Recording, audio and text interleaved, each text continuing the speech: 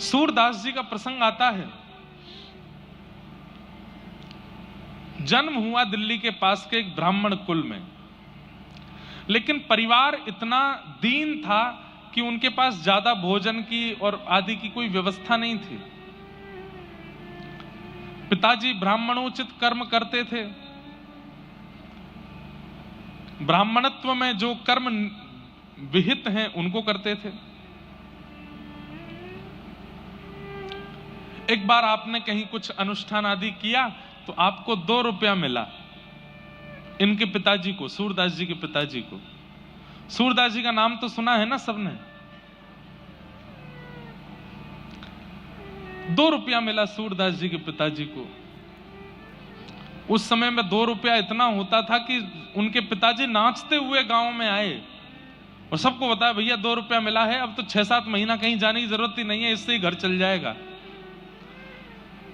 इतने खुश, इतने प्रसन्न हो गए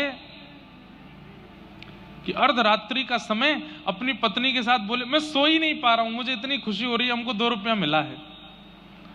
देवी, इसको बढ़िया से कपड़े में मलमल के कपड़े में बांध करके एक जगह पर रख दो, सुबह उठ करके फिर इससे सामग्री लेके आएंगे, ऐसा करेंगे वैसा करेंगे। इतने एक्साइटेड हो गए कि रात भर सो ही नहीं पाए सूरदास जी के पिताजी। पता नहीं रात में कहां से चूहे आए और चूहे वो मलमल का जो वस्त्र जिसमें 2 रुपए बंधे थे उसको लेकर के गए, उसको तो कुतर दिया, 2 रुपया कहीं चले गए, खो गए। सुबह उठे, उठ करके स्नान किया, स्नान करके कपड़े पहने, देवी जल्दी से वो मलमल का कपड़ा दो, खोल करके 2 रुपया निकालो उसमें से। और ढूंढा तो पूरे घर में वो 2 रुपया नहीं मिले। 2 रुपए ना मिलने पर इतना रोए, इतना रोए, इतना रोए कि बेचैन हो गए। हाय नाथ, जैसे तैसे तो इतने सालों में कमाई हुई और वो भी कहां चली गई पता नहीं। तो सूरदास जी के पास में एक विद्या थी।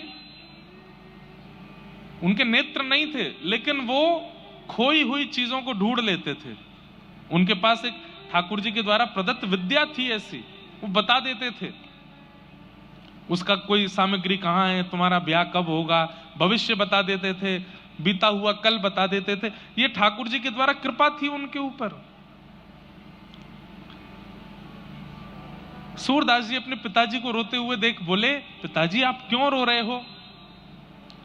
तो सूरदास जी के पिताजी बोले, बेटा 2 रुपया इतने सालों में पहली बार कमाई की और वो भी खो गए। सूरदास जी बोले, पिताजी इतना व्याकुल, इतनी बुरी तरह रुदन यदि ठाकुर जी के लिए किया होता ना तो ठाकुर जी प्रकट